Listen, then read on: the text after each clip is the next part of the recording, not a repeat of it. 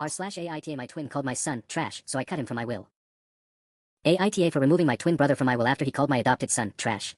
The wine glass shattered against my kitchen floor the moment those words left my twin brother's mouth.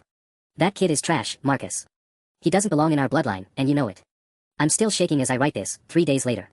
My hands are trembling with a rage I didn't know I was capable of feeling. But let me back up so you understand why I just made a decision that will destroy my relationship with my identical twin forever. I'm 45, and by most measures, I've done well for myself. Built a tech consulting firm from nothing, nice house, 3 beautiful kids.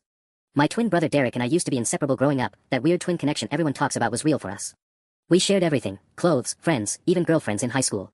But somewhere along the way, that connection curdled into something toxic on his end. See, Derek never quite found his footing.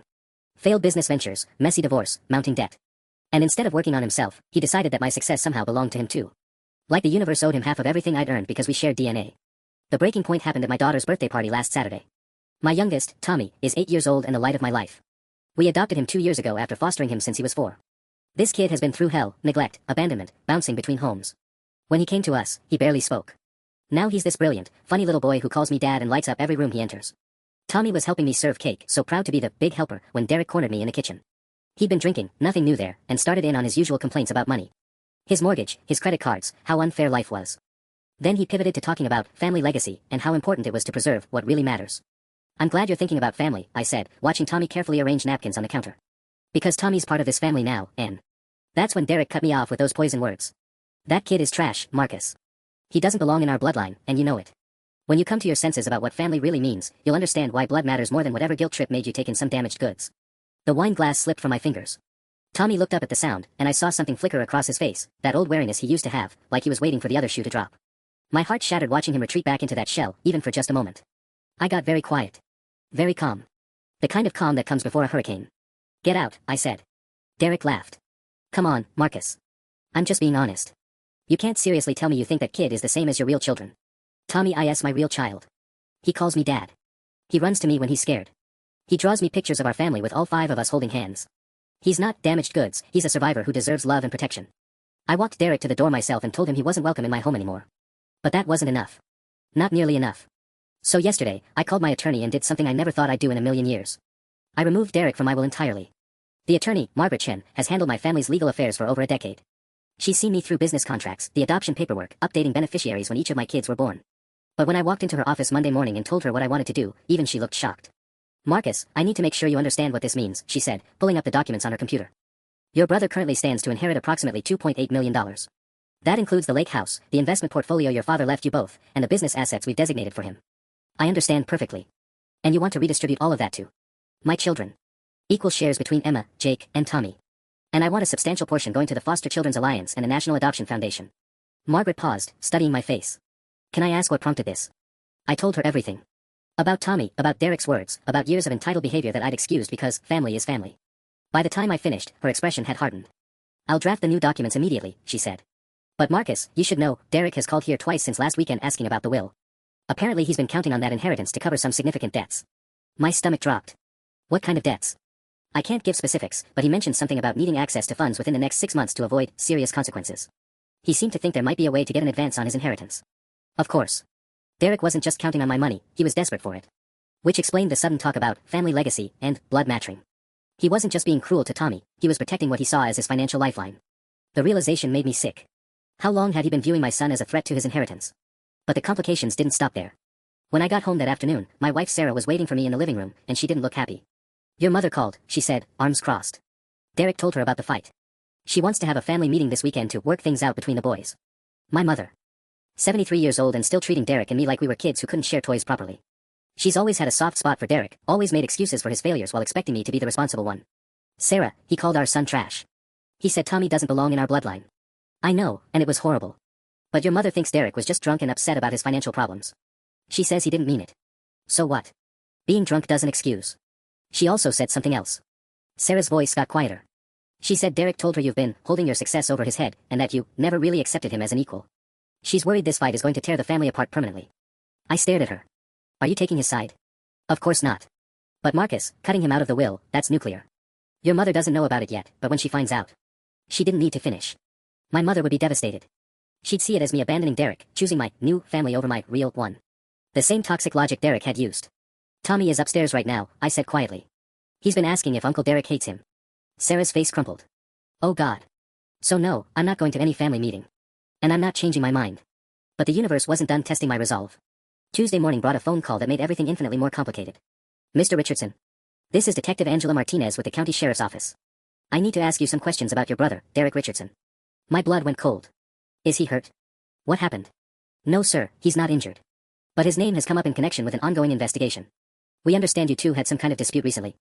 I sat down heavily in my office chair, staring out at the city skyline through my window. What kind of investigation? I can't share details over the phone, but we'd like to speak with you in person. Would you be available to come down to the station this afternoon? After I hung up, I called Margaret immediately. Her secretary put me through right away. Marcus, don't say anything to the police without me present, she said before I could even explain. I'll meet you at the station at 2. The next few hours crawled by. I couldn't focus on work, couldn't stop my mind from racing through possibilities. What had Derek gotten himself into? And how bad was it that the police were asking about our fight? The detective was a sharp-eyed woman in her 40s who got straight to the point. With Margaret beside me, I felt slightly less like I was walking into a minefield. Mr. Richardson, we're investigating allegations of embezzlement at Clearwater Construction, where your brother works as a project manager. Several invoices appear to have been falsified, and money that should have gone to subcontractors seems to have been diverted. My stomach sank. How much money? Potentially upwards of $40,000 over the past 8 months. Margaret leaned forward. What does this have to do with my client? We're trying to establish Mr. Derek Richardson's state of mind and financial pressures. We understand he expected to inherit a substantial sum from his brother, and that there was a recent falling out between them. I felt trapped. If I told them about removing Derek from the will, it could make things worse for him, show that his financial situation was even more desperate than they knew. But lying to police wasn't an option either. We had a disagreement, I said carefully. A serious one. About money? About family. I looked at Margaret, who nodded slightly. My brother said something unforgivable about my 8-year-old son. I told him he wasn't welcome in my home anymore. Detective Martinez made notes. And this son, he's adopted? Yes. What does that have to do with anything? Your brother mentioned to his employer that he was expecting an inheritance that would solve his financial problems. When that fell through, according to his co-workers, he became increasingly desperate. The words hit me like a punch to the gut. Derek hadn't just been counting on my money, he'd been telling people about it. Using it as collateral, maybe, or reassurance while he was stealing from his employer. Detective, Margaret interjected, is my client suspected of any wrongdoing? No ma'am. We're just trying to understand the timeline and Mr. Derek Richardson's motivations. After we left the station, Margaret and I sat in her car for a long moment. This is bad, Marcus. How bad? If Derek was embezzling money because he thought your inheritance would cover his tracks, and then you cut him off. She shook her head. The prosecution could argue that your timing contributed to his desperation. So what are you saying? That I should put him back in the will? After what he said about Tommy? I'm saying this situation just became a lot more complicated than a family dispute. When I got home, Sarah took one look at my face and poured 2 glasses of wine. How much worse can it get? She asked after I told her everything. I was about to find out. That evening, my phone started ringing non-stop. First Derek's ex-wife, then my cousin Patricia, then my uncle Robert. Word was spreading through our extended family like wildfire, but the version they were hearing wasn't the truth. Marcus, what the hell is wrong with you? Patricia's voice was sharp through the speaker. Derek is telling everyone you've lost your mind, that you're destroying the family over some tantrum about inheritance money. I gripped the phone tighter. That's not what happened. He said you got drunk at Emma's birthday party and started screaming at him about how he'll never amount to anything. Said you threatened to cut him off financially because he dared to suggest you were spoiling the adopted kid. My vision went red. He said what?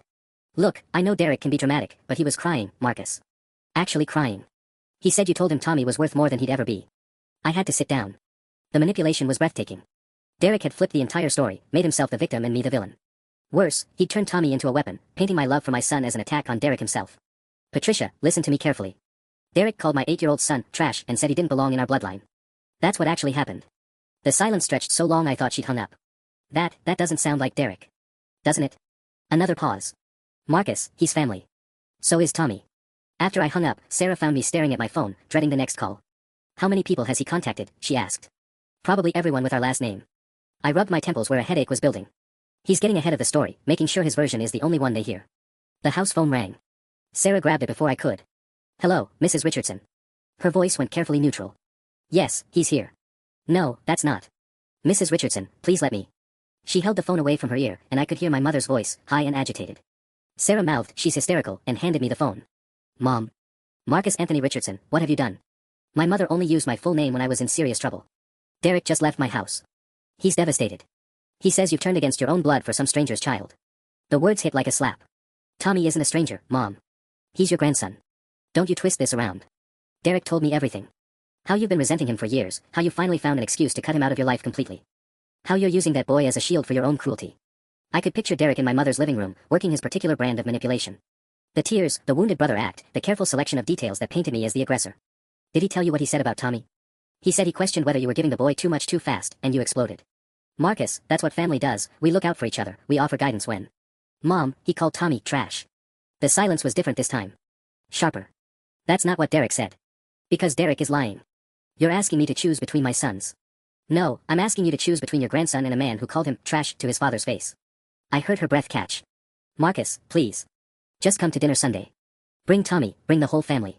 Let Derek apologize properly. You boys have been through worse than this. But we hadn't. We'd never been through anything like this. Derek had crossed a line that couldn't be uncrossed, and now he was systematically destroying my relationships with everyone who shared our last name.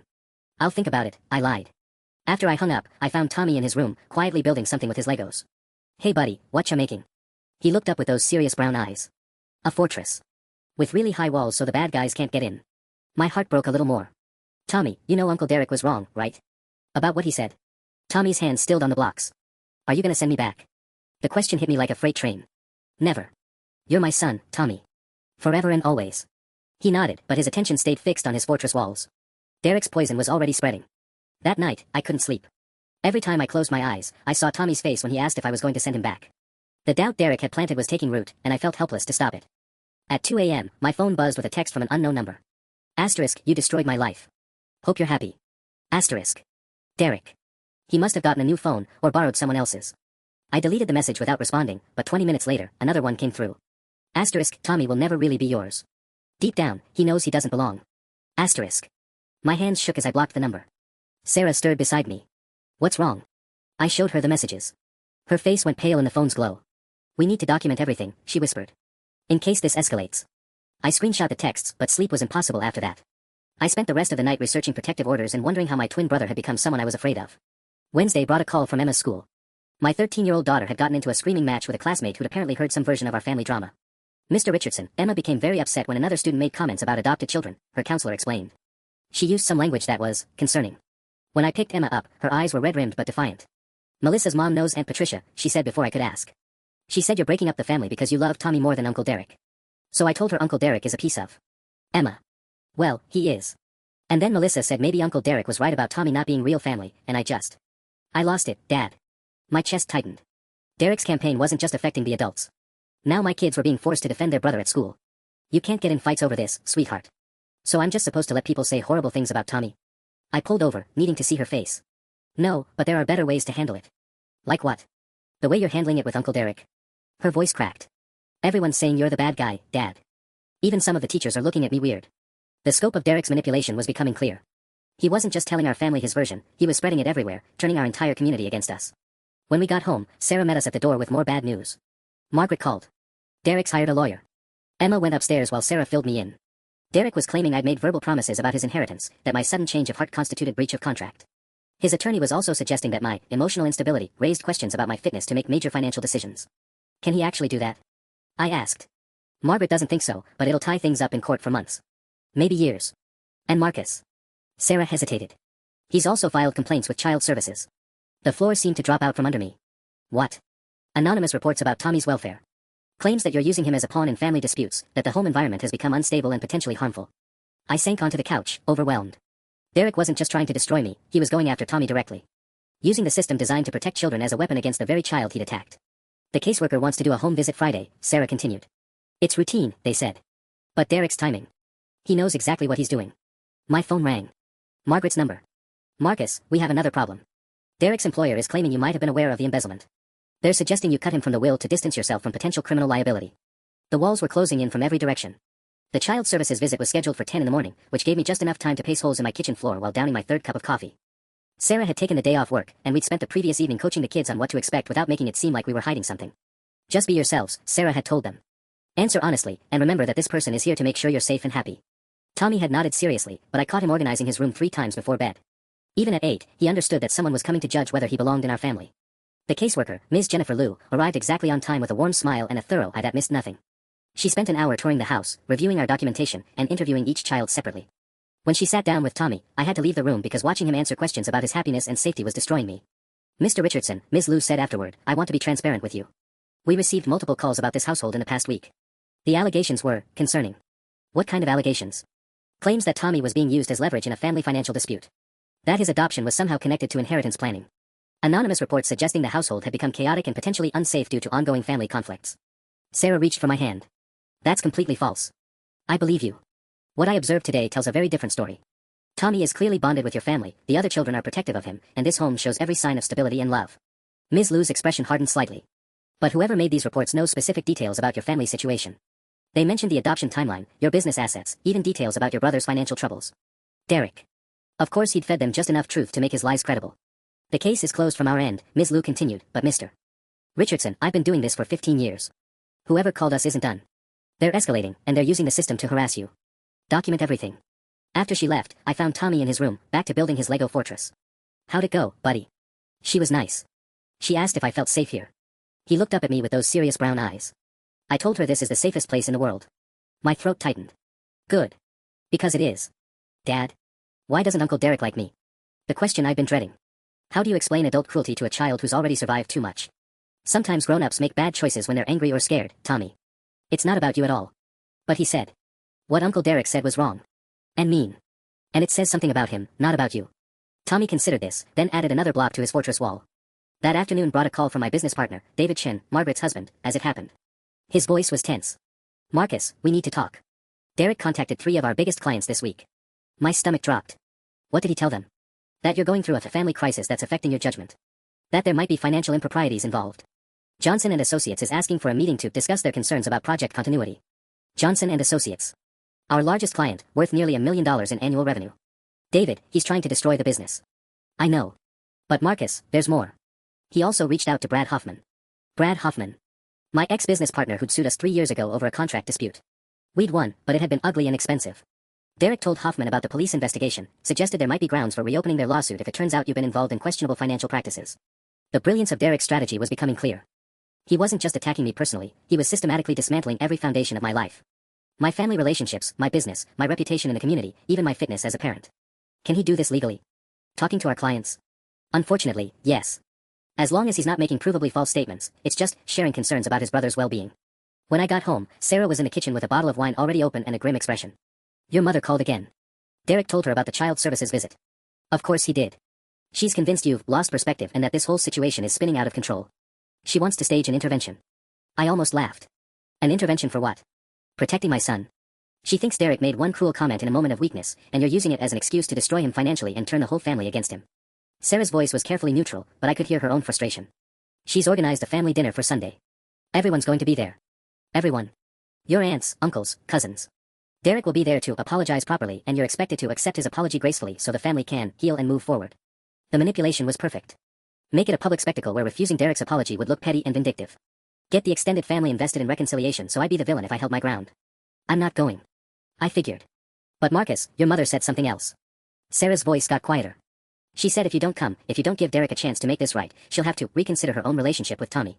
The words hit like ice water. She's threatening to reject Tommy. Not in those words, but, yes. She's choosing Derek. I stared at my wife, processing the implications. My mother, who'd helped us celebrate Tommy's adoption, who'd bought him birthday presents and called him her grandson, was now willing to cast him aside to support Derek. They really think blood is the only thing that matters, I said quietly. Your family does, apparently. My phone buzzed. Another unknown number. Asterisk, Sunday dinner at Mom's. Last chance to fix what you broke. Don't make this worse for everyone. Asterisk. Derek again. But this time, the threat was clear. Show up and submit to his public humiliation, or watch him turn my entire family against Tommy and me. I looked at Sarah, then at Tommy's fortress visible through the kitchen doorway. Then I guess we're about to find out who our real family is. Sunday arrived like a storm I could see coming but couldn't avoid. I spent the morning watching Tommy play in our backyard, trying to memorize the sound of his laughter before everything potentially changed forever. Sarah found me sitting on the back porch at noon, still in my pajamas. You're really not going, she said. It wasn't a question. I can't put Tommy through that. Derek's had a week to poison everyone against him. Walking into that dinner would be like feeding him to wolves. And if your mother follows through on her threat? I've been wrestling with that question all night. Losing my mother's relationship would devastate me, but the alternative was worse. Then Tommy learns that some people's love comes with conditions. Better he learns it now than after getting more attached. The first call came at 12:30. My uncle Robert, wondering where I was. I let it go to voicemail. Then my cousin Patricia at 1:15. Then Derek himself at 2 o'clock from yet another number. Asterisk, your empty chair is speaking volumes, brother. Mom's crying. Hope you're proud. Asterisk. I deleted the message and turned my phone off. But peace didn't last long. At 3:30, our doorbell rang insistently. Through the window, I could see my cousin Mike's truck in the driveway. Marcus. Mike's voice boomed through the door. Open up, man. We need to talk. I opened the door to find Mike flanked by my Uncle Robert and my cousin James. The intervention had come to me. This is ridiculous, Mike said, pushing past me into the living room. Derek's sitting at Mom's table like a kicked dog, the whole family's taking sides, and you're here hiding like some kind of... Get out of my house. Uncle Robert stepped forward, hands raised peacefully. Marcus, just listen for a minute. We've all said things we regret when emotions run high. Derek knows he was wrong about the boy. Tommy has a name. About Tommy, yes. He wants to apologize properly. But this thing with the will, cutting him off completely, that's permanent damage over temporary anger. James, who'd been quiet until now, spoke up. Look, we get that you're upset. But Derek's in real trouble. The police thing, his job, he needs family right now, not more punishment. I stared at them, realizing they had no idea what Derek had really done. They'd gotten his sanitized version where he was the victim of my overreaction. Did he tell you he called Tommy damaged goods? Mike shifted uncomfortably. He said he questioned whether adoption was the right choice, and he said Tommy was trash who didn't belong in our bloodline. The silence stretched long enough for me to hear Tommy and Emma talking upstairs. That's... Uncle Robert's face changed. That's not what Derek said happened. Of course it isn't. Just like I'm sure he didn't mention the anonymous calls to child services, or contacting my business clients, or the threatening texts. James looked genuinely shocked. Derek called CPS. Before I could answer, my phone started ringing. I turned it back on to check the time, and now Margaret's name was flashing on the screen. I need to take this. Margaret's voice was tense. Marcus, where are you right now? At home with family. Why? Derek's attorney just filed an emergency motion claiming you're mentally unstable and requesting immediate psychiatric evaluation. They're citing your absence from today's family gathering as evidence of continued deterioration of judgment and family relationships. I felt the blood drain from my face. My relatives were watching me intently, and I could see the moment they realized something serious was happening. They're also pushing for temporary conservatorship over your business assets pending the mental health evaluation. My legs gave out. I sank onto the couch as the implications hit me. Derek wasn't just trying to destroy my relationships anymore. He was making a play for everything, my money, my business, possibly even custody of my children if he could prove I was unfit. Margaret, he planned this. The family dinner, his sob story, getting them all to witness my unreasonable behavior when I didn't show up. I know. We need to respond immediately. Can you be in my office in an hour? After I hung up, 3 pairs of eyes stared at me with growing understanding. What kind of trouble is Derek really in? Uncle Robert asked quietly. I told them everything. The embezzlement investigation, the threatening messages, the systematic campaign to destroy my reputation and business. With each detail, their faces grew more grim. When I finished, Mike was shaking his head. Jesus, Marcus. We had no idea. Because Derek spent the week making sure you only heard his version. James stood up abruptly. We should go. This family dinner, if Derek's playing games this deep. They left quickly, and I could see the wheels turning. They'd go back to my mother's house with questions Derek wouldn't want to answer. But the damage was already done. Derek had his legal motion filed, and now I was racing against time to prove my sanity while he positioned himself as the concerned brother trying to save me from myself. Sarah appeared with my car keys. Let's go save our family. The emergency hearing was scheduled for Tuesday morning, giving us less than 48 hours to prepare our defense. Margaret had called in favors to get us in front of Judge Harrison so quickly, but Derek's legal team was clearly prepared for this timeline. They've been planning this for days, Margaret explained as we reviewed their filing. Look at the documentation they've submitted. Medical records from Derek's doctor claiming you've exhibited concerning behavioral changes during recent family interactions. Statements from family members about your increasingly erratic decisions. They even have testimony from your business clients about your unprofessional conduct. I scanned the papers, feeling sick. Half of these family members never even spoke to me about the situation. And the clients, those are the ones Derek contacted himself. I know. But on paper, it looks compelling. Successful businessman suddenly makes impulsive financial decisions, cuts off long-time family relationships, exhibits paranoid behavior. Paranoid? I have screenshots of his threatening texts, which they're claiming are evidence of your persecution complex. They argue that Derek sent concerned messages about your well-being, and you interpreted them as threats due to your deteriorating mental state. The legal maneuvering was masterful. Derek had turned every piece of evidence of his harassment into proof of my instability. My decision to protect Tommy became impulsive emotional decision-making. My refusal to attend the family dinner became social withdrawal and paranoid avoidance. What do we need to do? Character witnesses, medical evaluation, documentation of Derek's actual behavior versus his claims. But Marcus, there's something else. Margaret's expression darkened. Derek's attorney has also filed a motion regarding the children. My blood went cold. What about the children? They're not seeking custody, but they're requesting a family court evaluation to ensure the children's well-being isn't being compromised by your mental health crisis. If the conservatorship goes through, it could trigger a full investigation into your fitness as a parent. The room spun slightly. Derek wasn't just after my money anymore, he was threatening my children. All of them, but especially Tommy, whose adoption could potentially be questioned if I was deemed unfit. He's going to use this to hurt Tommy, I whispered. Not if we stop him first. But Marcus, I need you to understand something. Even if we win, this changes everything. Derek has made legal accusations about your mental state. That doesn't just disappear. When I got home, Sarah was waiting with more bad news. The story had leaked to our local community Facebook groups, and the version circulating bore little resemblance to reality. Look at this, she said, showing me her phone. Someone posted that you've had a breakdown and are making dangerous financial decisions while in crisis. They're saying you cut Derek off because he expressed concern about your parenting choices. The comments were worse. Neighbors I'd known for years speculating about my mental health, questioning whether someone unstable enough to destroy family relationships should be trusted with adopted children. A few people defended us, but they were drowned out by the gossip and speculation. Mom, what's happening? Emma appeared in the kitchen doorway, her face pale. Kids at school are saying you're sick and that Tommy might have to go back to foster care. My heart shattered. Derek's poison had reached my children's school, turning their friends into sources of fear and uncertainty. That's not going to happen, sweetheart. But people are saying a lot of things that aren't true. I pulled her into a hug. Uncle Derek is trying to hurt our family by spreading lies. We're going to fight them. Is Tommy really safe? Before I could answer, we heard footsteps on the stairs. Tommy appeared, clutching his stuffed dinosaur, a comfort item he hadn't needed in months. Dad? Someone at school said judges can take kids away from daddies who get too angry. The careful composure I'd been maintaining cracked. Derek hadn't just attacked me, he'd terrorized an 8-year-old who'd already survived abandonment once. The cruelty was breathtaking. Tommy, come here. I knelt down to his level. No one is taking you away from us. Ever. But what if Uncle Derek tells them I don't belong here? The question destroyed me. Derek's original poison was metastasizing, creating exactly the fear and insecurity he'd intended. Tommy was questioning his place in our family because a grown man couldn't handle being held accountable for his cruelty. Uncle Derek doesn't get to decide who belongs in our family, I said firmly. Only we do. And you belong here forever.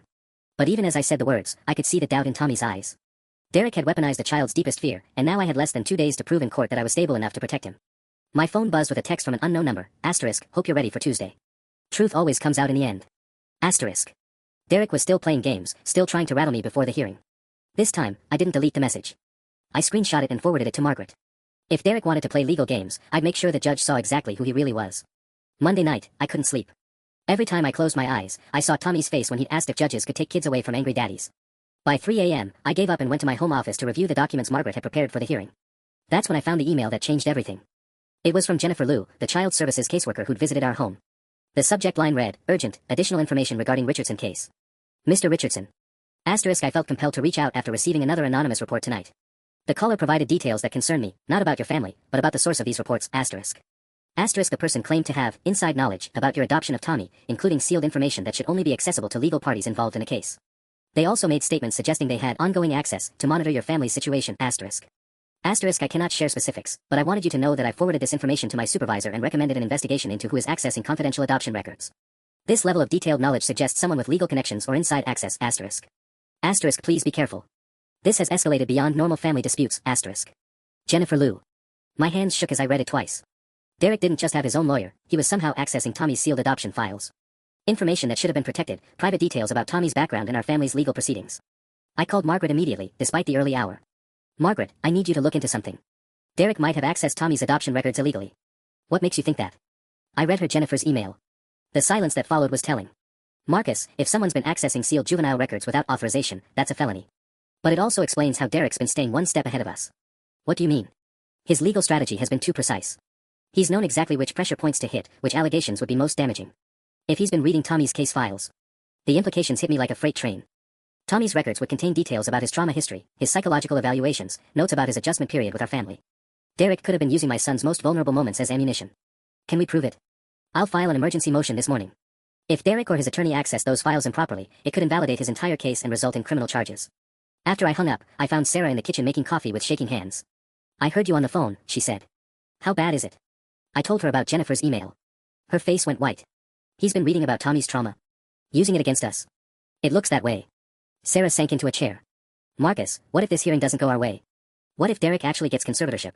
The question I've been avoiding all night. Then we appeal. We fight it every step of the way. And in the meantime, he could freeze our accounts, take control of the business, maybe even influence the kid's living situation if he convinces a court you're unstable. My phone rang before I could respond. Margaret's name on the screen at 6 a.m. was never good news. Marcus, we have a problem. Derek's attorney just filed an addendum to their motion. They're claiming you contacted the child services worker to pressure her into supporting your case. That's insane. She contacted me. I know, but they're spinning it as evidence of your manipulative behavior and attempts to influence official investigations. They're saying it proves you're using your business connections and financial resources to control the narrative. The genius of it was sickening. Derek had somehow turned Jennifer's warning into evidence against me. Every move I made to defend myself was being twisted into proof of the very instability they claimed to be concerned about. There's more, Margaret continued. I just got off the phone with the courthouse. Judge Harrison had to recuse himself this morning. Why? Conflict of interest.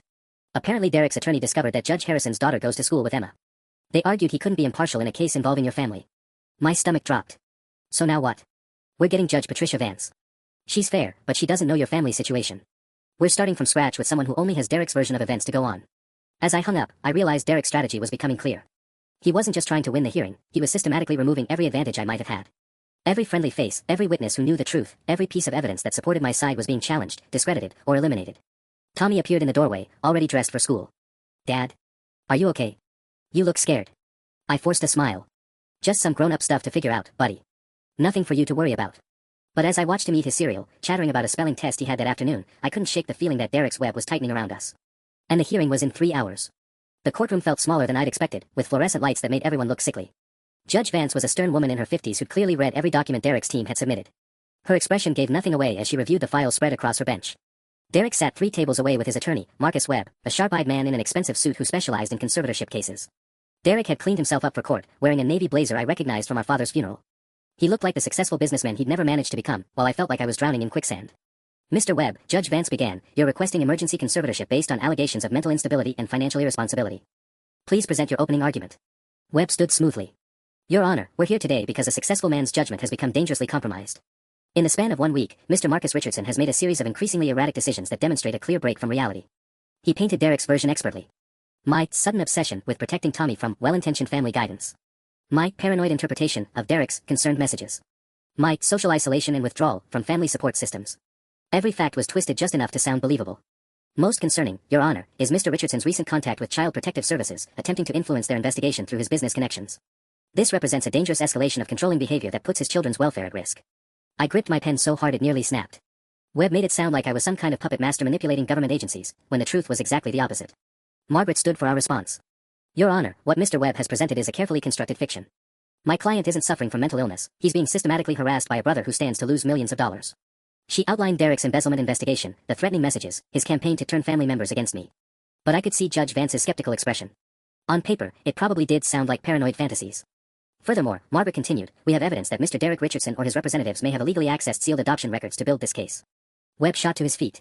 "Objection, Your Honor. These are wild accusations without foundation. Can you provide proof of this alleged illegal access, Ms. Chen?" Judge Vance asked. Margaret hesitated for just a moment. "We've requested an investigation, but... so no proof at this time. Mr. Webb, call your first witness." Derek's ex-wife, Linda, took the stand. I hadn't seen her in 2 years, but she looked nervous as Webb guided her through questions about my recent behavioral changes. "Derek called me last week, very concerned about Marcus," she testified. "He said Marcus had become fixated on the adopted boy and was making irrational financial decisions. Derek was worried about the whole family's stability." Margaret cross-examined carefully. "Mrs. Richardson, when did you last speak to Marcus directly?" "Well, it's been, maybe 6 months. So your testimony is based entirely on what Derek told you?"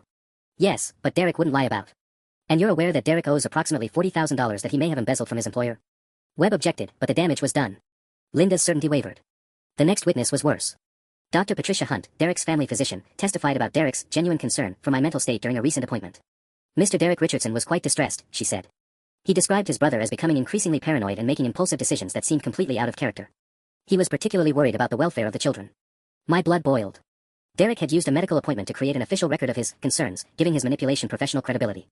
Margaret did her best on cross-examination, but Dr. Hunt maintained that Derek had seemed genuinely worried about family welfare, not financial gain. Then Webb called his surprise witness. "Your Honor, I'd like to call Mrs. Eleanor Richardson." My mother walked into the courtroom wearing her best dress and an expression I'd never seen before, cold determination mixed with what looked like genuine fear. She wouldn't meet my eyes as she took the oath. "Mrs. Richardson, as the mother of both Marcus and Derek, can you describe your observations of Marcus's recent behavior?" My mother's voice shook slightly. "Marcus has always been the responsible one. That's why this is so frightening. Last week, he became someone I don't recognize." She described my violent outburst at Emma's birthday party, my cruel ultimatum about Derek's place in the family, my rejection of attempts at reconciliation. Each word felt like a knife. "I'm worried about my grandchildren," she said, finally looking at me with tear-filled eyes. "Especially little Tommy. Marcus seems to think everyone is against that boy, but we just want what's best for the whole family." Margaret's cross-examination was gentle but pointed. "Mrs. Richardson, did Derek tell you exactly what he said about Tommy?" "He said he questioned whether Marcus was making the best decisions for the boy's adjustment." "Did he mention using the word trash to describe Tommy?" My mother's face went pale. "That. Derek said Marcus misunderstood his concern as an attack. So Derek didn't deny using that word?" I don't think Derek would say something so cruel. But I could see the doubt creeping in. Margaret pressed forward. "Mrs. Richardson, are you aware that Derek has been contacting Marcus's business clients to discuss their family problems?" Derek mentioned he was worried about Marcus's business judgment, but... "Are you aware that Derek is under investigation for embezzling money from his employer?" My mother's composure cracked. "That's just accusations."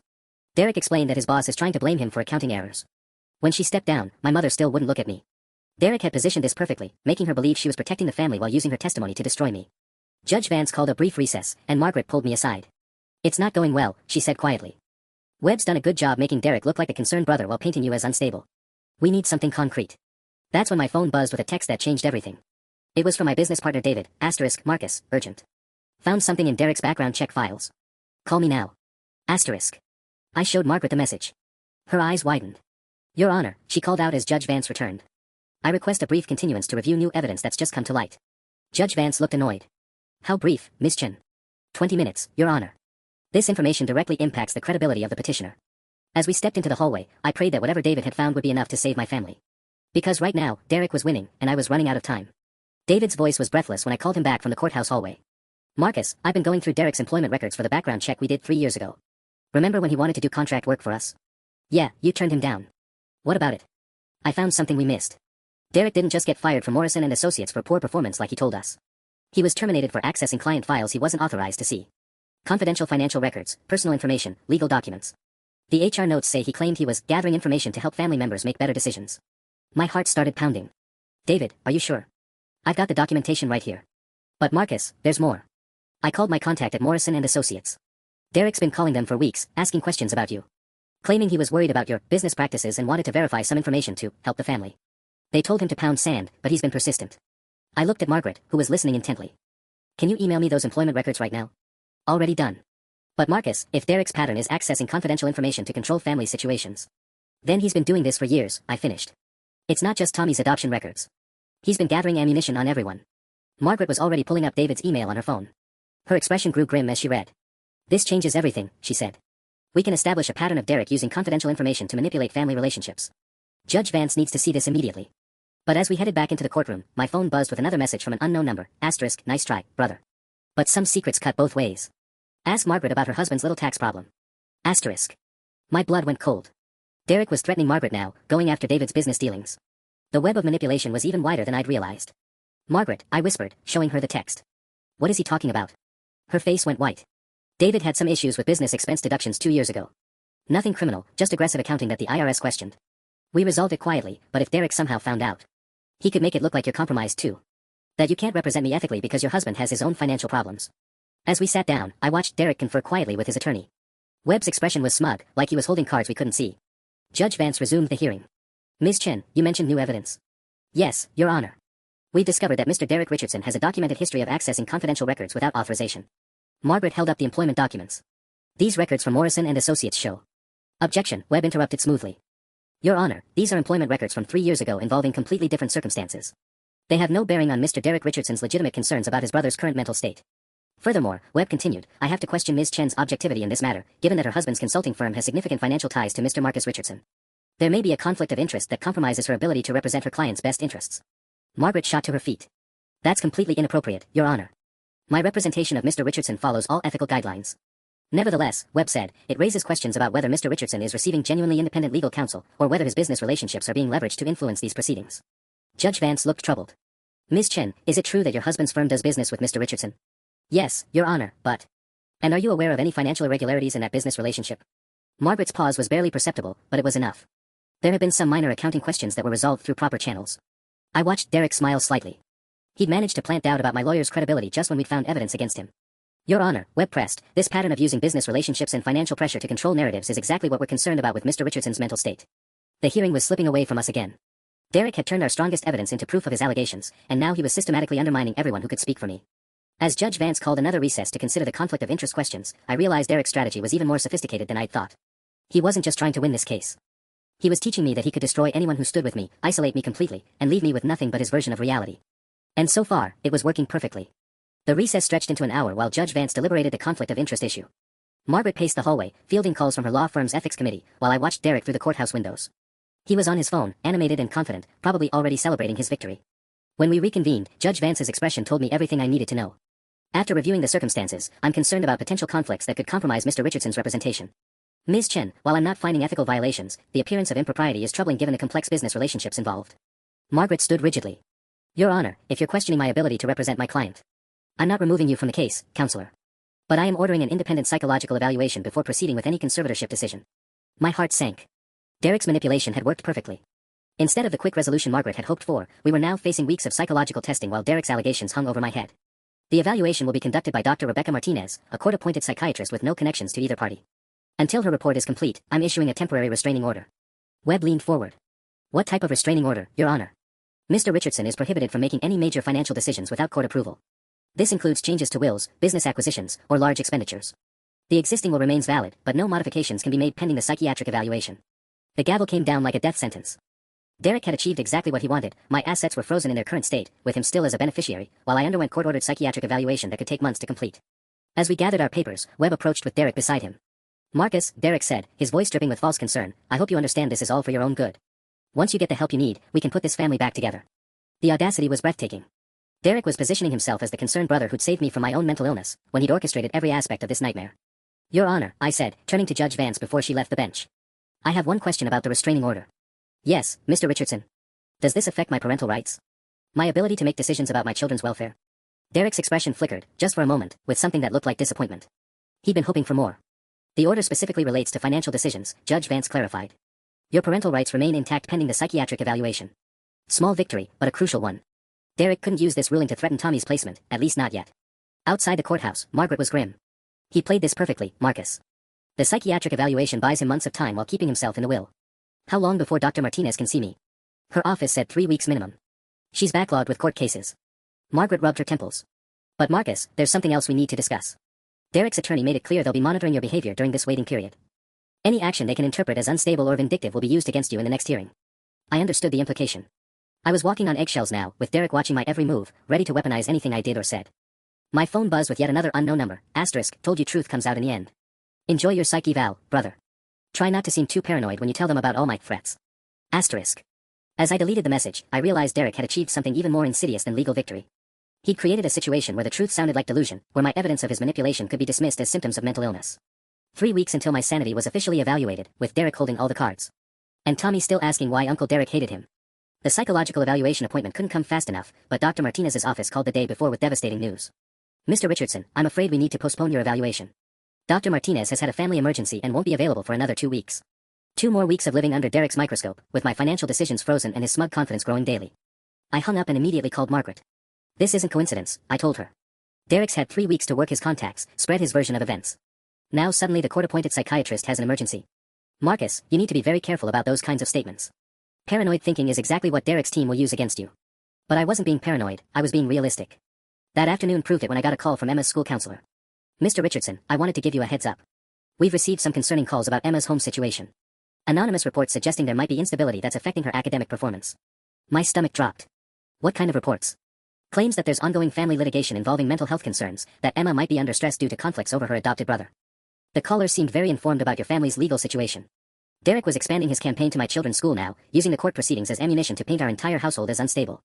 Emma hadn't even shown signs of stress, her grades were fine, her behavior normal, but Derek was manufacturing crisis where none existed. That evening brought worse news. Sarah met me at the door with a registered letter from our homeowners association. Read this, she said grimly. The letter was formal, legal language wrapped around a simple message. Multiple complaints had been filed about domestic disturbances at our address. Neighbors reported frequent argumentative phone calls audible from outside, visits from law enforcement, and concerning behavior from family members. None of it was true. We'd had one police interview weeks ago, and I'd never had argumentative calls loud enough for neighbors to hear. But the HOA was required to investigate complaints, and failure to address community concerns could result in fines or legal action. Derek's building a paper trail, Sarah said quietly. Making it look like our whole life is falling apart. My phone rang before I could respond.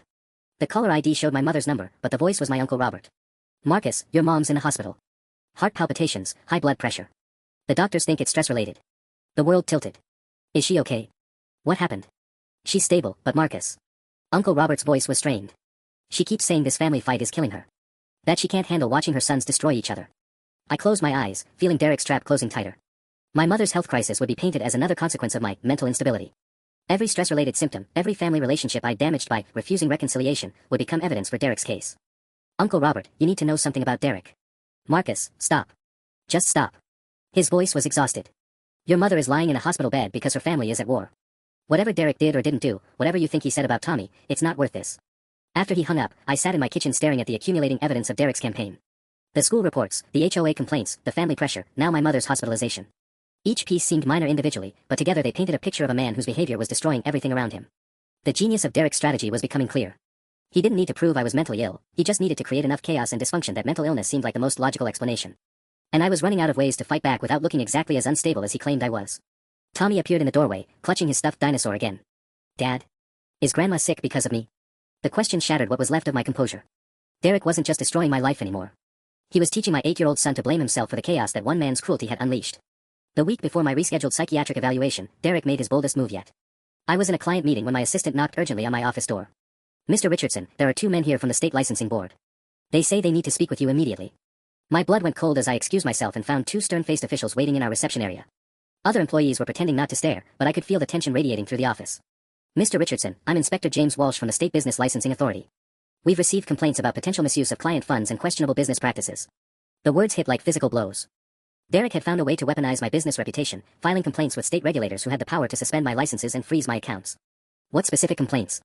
I asked, though I already knew the answer would be Derek's twisted version of reality. Anonymous reports suggest you've been using business assets for personal legal expenses, potentially commingling client funds with family financial disputes. We're here to conduct a preliminary audit. Margaret had warned me this might happen, but seeing it unfold was surreal. Derek had turned my attempts to defend myself legally into evidence of financial misconduct. The fees I'd paid Margaret, the business disruption from the conservatorship hearing, even my absence from client meetings, all of it was being reframed as suspicious behavior. I need to call my attorney, I said. Inspector Walsh nodded grimly. That's your right, but Mr. Richardson, I should inform you that we've also received reports suggesting your current legal representation may have conflicts of interest. You might want to consider independent counsel. Even here, Derek's poison had spread. He'd somehow made my relationship with Margaret sound inappropriate, forcing me to question whether keeping her would hurt my case even more. The inspection took 4 hours. They photographed financial records, interviewed employees, and asked detailed questions about my recent decision-making processes. By the time they left, promising a full report within 2 weeks, my entire staff was looking at me like I was a stranger. David pulled me aside as the inspectors packed up their files. Marcus, the employees are scared. Some of them are asking if they should start looking for other jobs. Based on what? Based on watching their boss get investigated for fraud while undergoing court-ordered psychiatric evaluation. David's voice was gentle but honest. It doesn't look good from the outside. That evening, Sarah met me at the door with news that made everything worse. Tommy's teacher called. He got into a fight at school today. My heart sank. Tommy had never been violent, never even raised his voice in anger. What happened? Another kid said something about you being crazy like his real dad probably was. Tommy punched him. The cruelty was staggering. Derek's campaign hadn't just reached Tommy's school, it had given other children ammunition to torture him with. An 8-year-old who'd already survived abandonment was now being told his adoptive father was mentally unstable too. Is he okay? Physically, yes. But Marcus, he's asking questions we don't know how to answer. He wants to know if crazy people can't keep kids, and if that's why his birth parents gave him up. I found Tommy in his room, methodically destroying the Lego fortress he'd been building for weeks. Piece by piece, wall by wall, he was dismantling his safe place. Hey buddy, what's going on? He didn't look up from his destructive work. Fortresses don't keep bad guys out anyway. Tommy. Mrs. Peterson says sometimes kids have to move to different families when their dads get too sick to take care of them. His voice was matter-of-fact, but his hands were shaking. Am I going to have to move again? The question destroyed me. Mrs. Peterson was his teacher, someone he trusted, and she'd essentially confirmed his worst fears about our family's stability. No, Tommy. You're never moving again. But what if the judge says you're too sick? I knelt beside him, watching him systematically dismantle months of careful construction. Derek had found the perfect way to torture us both, making a child who'd already lost everything live in constant fear of losing it again. Tommy, look at me. I waited until his brown eyes met mine. Whatever happens with grown-up problems, you belong here. Forever. But even as I said the words, I could see the doubt Derek had planted taking root. Tommy nodded, but his attention went right back to destroying his fortress. That night, I lay awake calculating how many more attacks I could withstand before Derek's version of reality became the only one that mattered. 2 more weeks until Dr. Martinez could evaluate my sanity. Assuming Derek didn't find a way to destroy that too. The night before my psychiatric evaluation, I couldn't sleep. I was reviewing Dr. Martinez's intake forms when my phone rang with a number I didn't recognize. Against my better judgment, I answered. Marcus. Derek's voice was different, shaky, desperate. I need to talk to you. Through our lawyers, Derek. No, wait. Please. His voice cracked. I'm at the lake house. The police came to my apartment tonight. The embezzlement charges are going federal. They froze everything. I should have hung up. But something in his tone stopped me. Marcus, I'm scared. I know what I did was wrong, but I never meant for it to go this far. Mom's in the hospital, you hate me, and now I'm looking at prison time. I need my brother. The manipulation was so familiar, so perfectly calculated to hit my weak spots. But for the first time in months, Derek sounded genuinely broken. Derek, if you're in trouble. I am. Real trouble. And I know you have no reason to help me, but could you come out here? Just for an hour. I need to tell you some things before it's too late. Every instinct screamed trap. But this was still my twin brother, and despite everything, I couldn't ignore the desperation in his voice. I'll be there in an hour. The drive to our family's lake house took me through memories of better times. Derek and I learning to fish from this same dock, racing our bikes down these same roads, planning futures we thought we'd share forever. I found Derek sitting on the pier, staring out at the dark water. He looked smaller somehow, diminished by the weight of his choices. You came, he said without turning around. Talk fast, Derek. I have my evaluation tomorrow. He was quiet for so long I thought he changed his mind. Then, finally, I called child services. I'm the one who's been making the anonymous reports. The admission hit like a physical blow, even though I'd suspected it for weeks. I know. Why? Because I was drowning, Marcus. Financially, personally, everything was falling apart. And watching you with Tommy, seeing how happy you were. His voice broke. It made me hate myself even more. Derek turned to face me, and I saw tears streaming down his face. When you adopted him, you became this perfect father figure, and it highlighted every way I'd failed. My ex-wife, my kids who barely talked to me, my career disasters. Tommy represented everything I couldn't be. So you called him trash. Yes. The word came out as a whisper. And the moment I said it, I knew I'd crossed a line I could never uncross. But instead of apologizing, I doubled down. I convinced myself you were the problem. Derek pulled out his phone. Marcus, I recorded every conversation with my lawyer. Every plan to discredit you, every scheme to access Tommy's records. I have it all documented. My heart stopped. Why? Because somewhere deep down, I knew this was wrong.